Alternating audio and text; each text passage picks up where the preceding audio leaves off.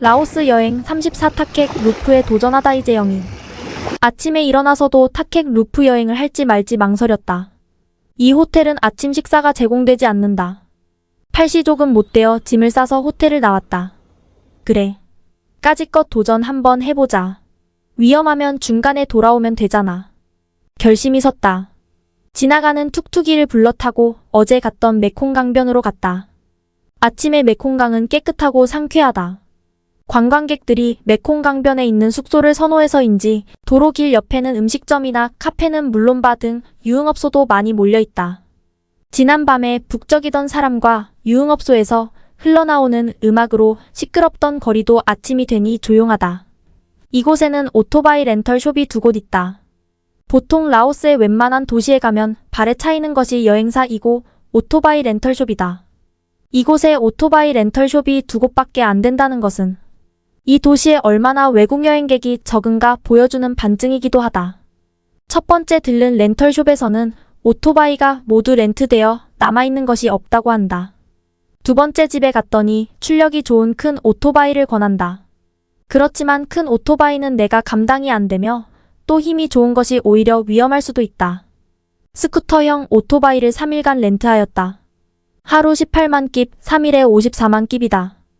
아직 아침을 안 먹었지만 일단 출발해서 한적한 곳에 들어서면 길 옆에 음식점에서 아침을 해결하려고 생각했다.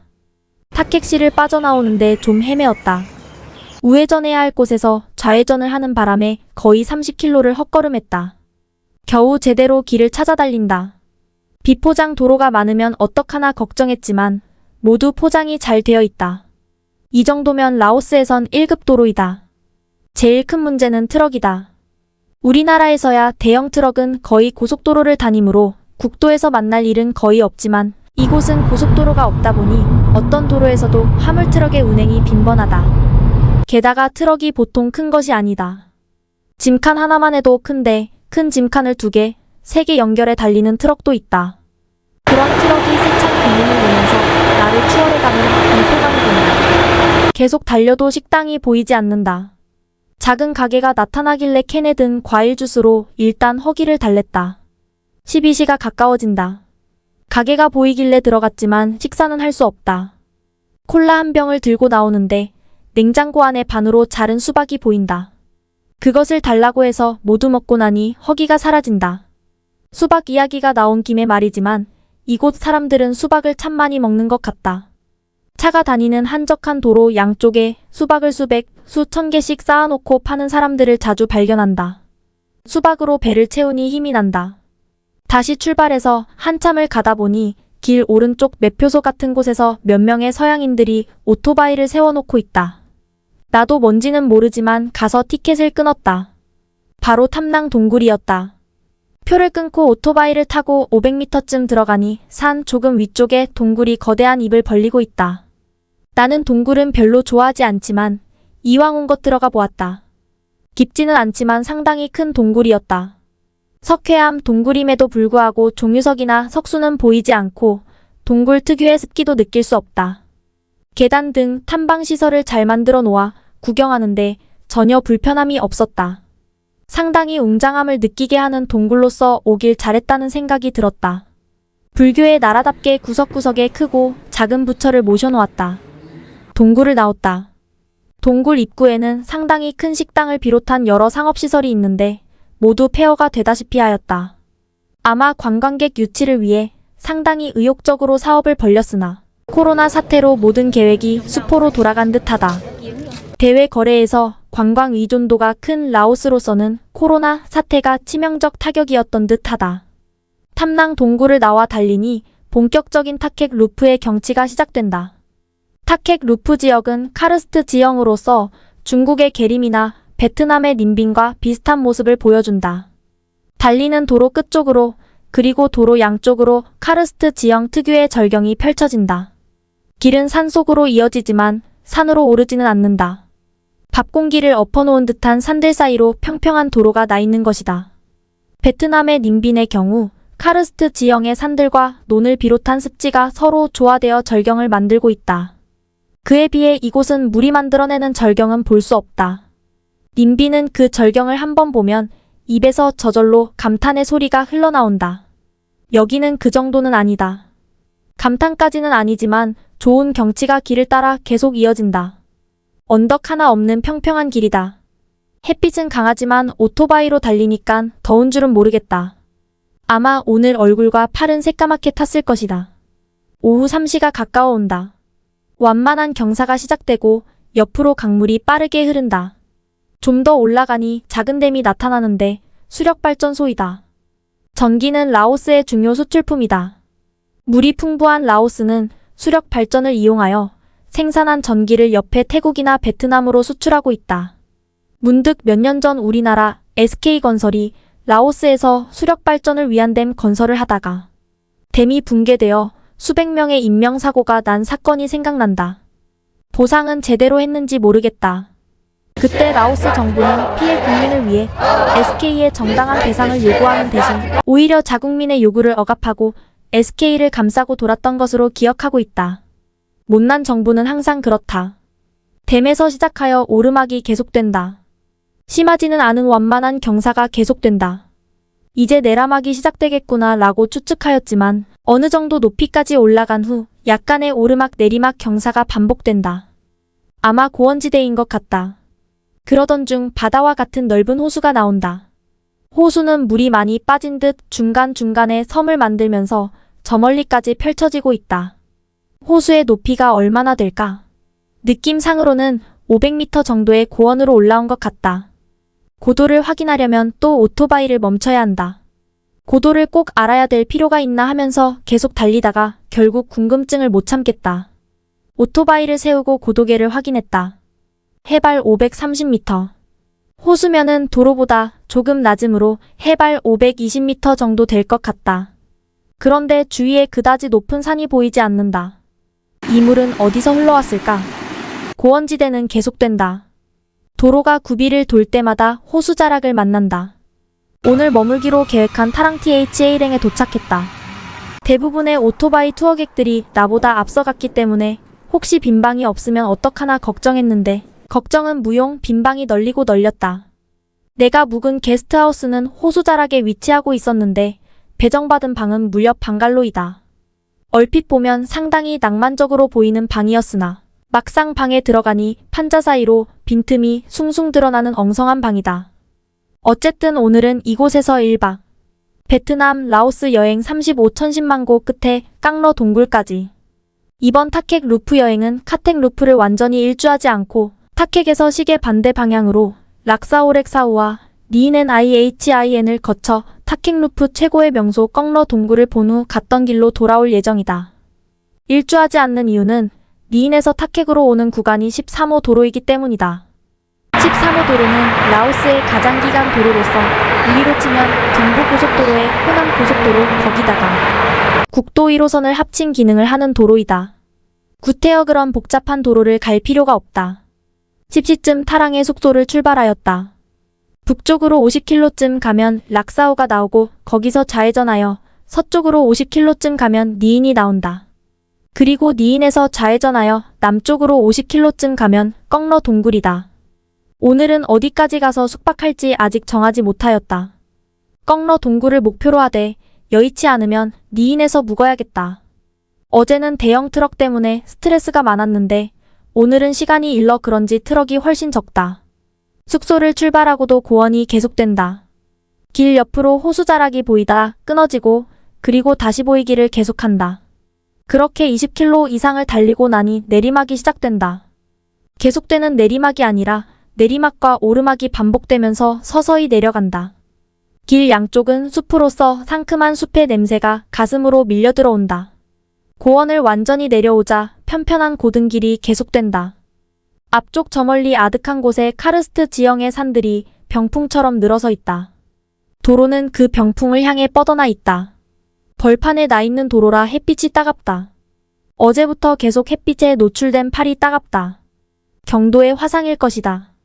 도무지 가까워질 것 같지 않던 산들이 서서히 눈앞으로 다가온다. 병풍 같은 산이 손에 잡힌 듯이 가까워지자 좌회전을 하여 서쪽 있는 방향으로 달리다. 계속되는 평지길이다. 길 오른쪽으로 카르스트 지형 산들이 병풍처럼 이어지고 길 왼쪽은 평지와 낮은 구릉으로 이루어진 광활한 땅이 펼쳐진다. 어제 저녁 인터넷을 탐색한 결과 이 구간은 트럭이 아주 많이 다닌다고 했는데 운이 좋은지 트럭은 물론 다른 차들도 별로 만나지 않았다. 카르스트 지형의 산들을 감상하면서 천천히 달린다. 이렇게 천천히 달리는 것이 안전하고 또 여유있게 주위의 경치를 감상할 수 있어 좋다. 이렇게 한참 동안 평지길을 달리다 보니 오르막 내리막이 이어지는 산길이 시작된다.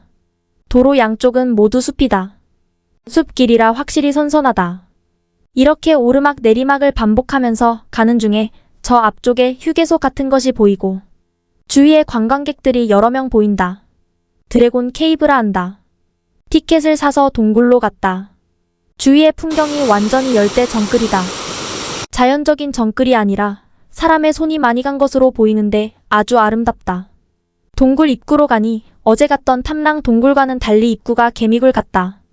몸을 구부려야 겨우 사람 한 명이 들어갈 수 있는 정도이다. 이런 곳을 들어가야 하나 내키지 않았지만 이왕표를 끊었으니 들어갔다. 의외로 안쪽은 넓었다. 길 오른쪽으로는 물이 흐르는데 카약처럼 생긴 보트도 여러 척 묶여있다. 아마 이곳에서 물놀이도 했나 보다. 안으로 들어가면 넓은 광장도 나오고 다양한 모습의 석순과 종유석도 볼 수 있다.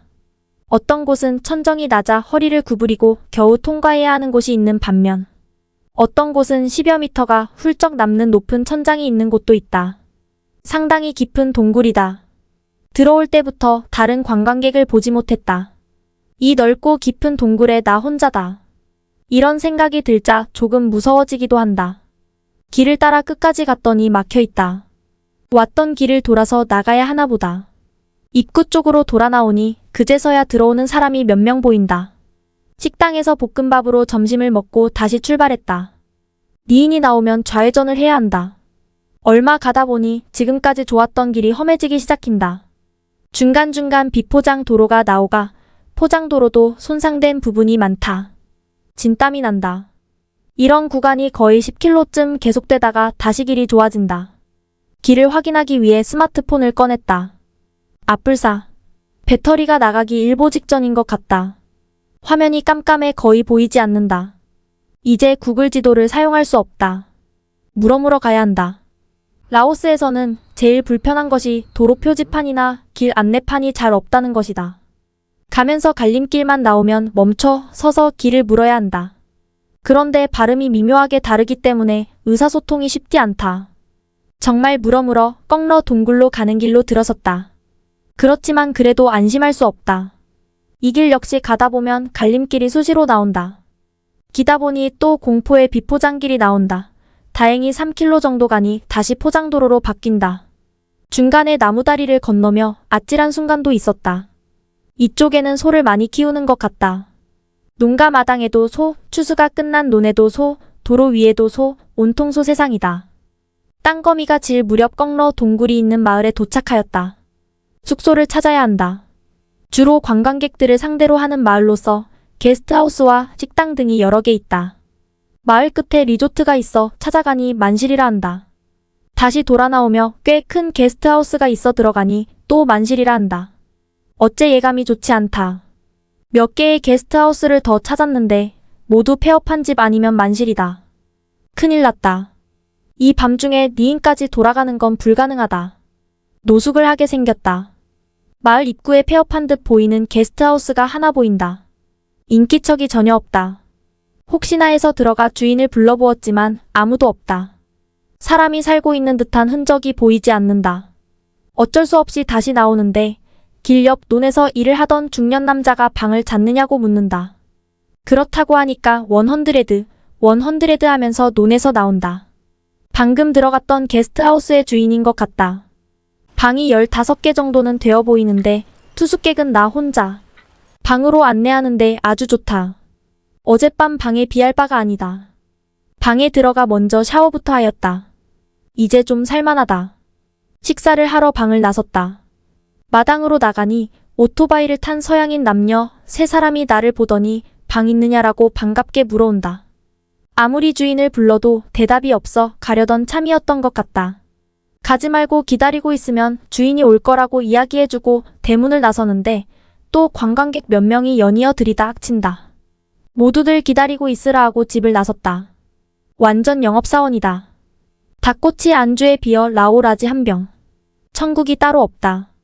완전 시골이라 별밤을 기대했는데 아쉽게도 구름이 껴있다. 라오스 여행 36환상의 꺽러 동굴 투어. 집을 나선 지도 이제 한 달이 넘었다. 슬슬 돌아갈 생각을 해야 한다. 어제 스카이 스캐너로 항공권을 검색해 보았다. 비엔티안에서 한국으로 가는 직항편이 있긴 한데 요금이 너무 비싸다. 베트남이나 태국으로 가서 가는 편이 훨씬 낫겠다. 어차피 이곳에서 비엔티안으로 가든 다낭으로 가든 방콕으로 가든 거기가 거기다.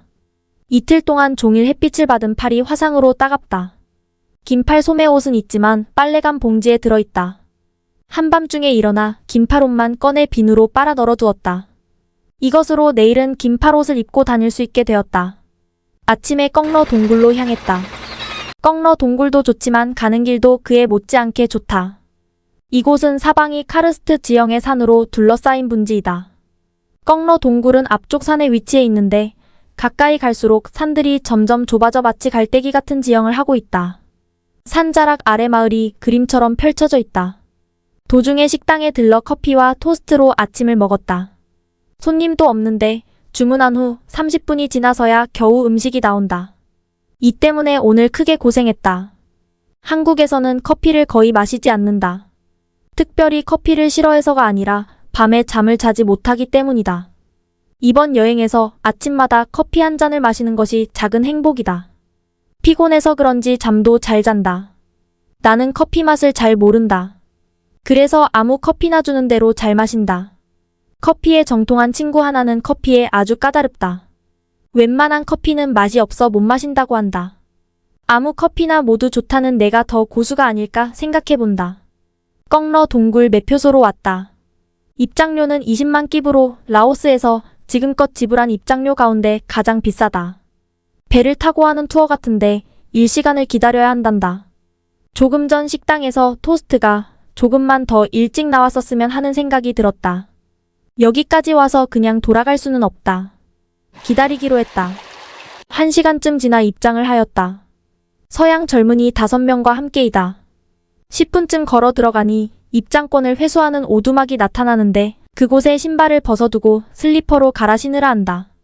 슬리퍼를 신고 조금 더 들어가니 계곡이 나오고 계곡을 건너 5분쯤 걸으니 높은 절벽 아래 큰 동굴이 입을 벌리고 기다리고 있다. 동굴 입구로 들어가니 길다란 작은 배가 대기하고 있는데 한 배에 투어객 3명씩 탄다. 모터로 움직이는 배는 곧바로 동굴 안쪽 어둠을 향해 달린다. 동굴 안에는 조명장치가 전혀 없고 뱃사공과 투어객들의 헤드랜턴이 조명의 전부다. 그런 깜깜한 어둠 속을 뱃사공은 잘도 운전을 한다. 배는 폭이 1020m 정도 되는 무리를 빠르게 달린다. 10분쯤 지났을까 배는 석회암 바위가 있는 곳에 접안한다. 내리니 계단이 연결되어 위로 올라갈 수 있도록 되어 있다. 계단을 따라 올라가니 거대한 종유석과 석순이 있고 또 벽면에는 세로로 창살 모양의 큰 석순들이 가지런히 늘어져 있다. 정말 볼만한 동굴이다. 어제 갔던 탐낭 동굴이나 드래곤 동굴은 여기에 비하면 아무것도 아니다. 다시 배에 올랐다. 이대로 나가면 40분 정도의 투어다. 좀 아쉽다. 배가 이제는 동굴 밖으로 나가나 했는데 10여 분 정도를 달려 사구처럼 생긴 곳에 배를 뗀다. 여기는 모래 언덕으로 되어 있는데 모래 언덕을 올라가자 하얀색의 마치 산호처럼 생긴 큰 석순이 있다. 그 외에도 여러 종류의 석순과 기괴한 모습의 바위들이 모래 언덕 위로 솟아나 있다. 이대로 동굴 밖으로 나가나 했는데 또 배를 타라고 한다. 이번에는 배가 엄청나게 큰 공간을 지나간다. 동굴 천장 높이가 20m도 넘을 것 같다. 조명장치가 전혀 없어 헤드랜턴 불빛으로는 동굴의 모습이 제대로 보이지 않는다. 여하튼 엄청 넓은 공간이다. 몇 년 전 베트남의 폭약 해방 동굴 투어를 했던 생각이 난다. 그곳에는 조명시설이 잘 되어 있어서 형형색색의 아름다운 동굴을 볼 수 있었다. 여긴 어떨지 모르겠다. 잘 보이지는 않지만 굉장한 동굴 공간이라는 것은 느낄 수 있다. 넓은 호수와 같은 공간을 한참 동안 지나자 이번엔 좁은 여울이 나온다. 깊이가 얕고 물살이 세어보트를 탄 채로 거슬러 올라갈 수는 없다. 승객들이 내려 차공과 함께 배를 밀어 여울 위로 올린다. 여울 위쪽은 물이 얕아 자주 뱃바닥이 땅에 닿는다. 그러다 못 움직일 정도가 되면 승객들이 다시 내려 함께 배를 민다. 이렇게 한참 가다 보니 앞쪽으로 밝은 빛이 들어오고 배는 동굴 밖으로 나간다. 그리고 아름다운 계곡을 잠시 거슬러 올라가더니 옆으로 배를 뗀다. 이 시간이 조금 못 되는 동굴 보트 투어였다. 이 정도 투어라면 입장료 20만 끼분 조금도 아깝지 않다. 100만 끼를 내고라도 할 만한 투어였다. 육지로 오르니 오두막들이 몇 채 있고 음식을 파는 가게도 보인다. 그런데 신발을 벗어놓은 오두막을 찾을 수 없다. 상인들에게 물어보았지만 말이 통하지 않는다. 그런데 함께 내린 서양 젊은이들이 전혀 신발을 찾으러 갈 생각을 않는다. 알고 보니 아직 투어가 끝난 것이 아니었다. 투어 중간에 잠시 자유시간을 갖는 시간이다. 코코넛 한 개를 먹었다. 2030분쯤 자유시간을 가진 뒤 다시 보트를 탄다.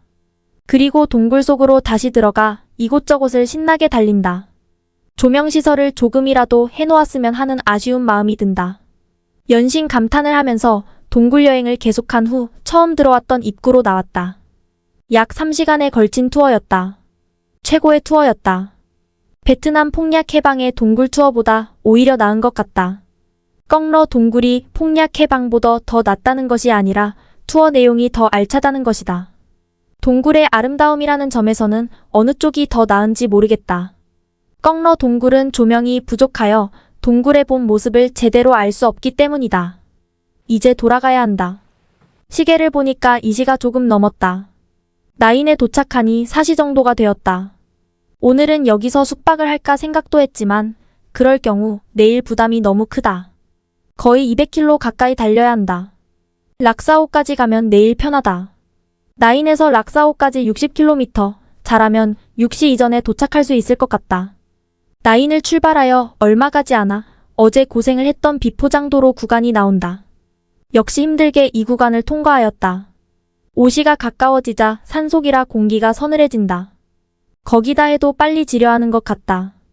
점점 마음이 초조해진다. 그럴수록 자신도 모르게 오토바이 속도를 높이게 되는데 계속 천천히 가자고 혼자서 마음속으로 다짐한다. 아무래도 중간에 숙박을 할 수 있는 곳이 보이면 들어가야겠다. 그런데 작은 마을을 몇 개나 거쳤지만 숙박할 수 있는 곳은 보이지 않는다. 날은 이미 어두워졌다. 도로의 요철이 잘 보.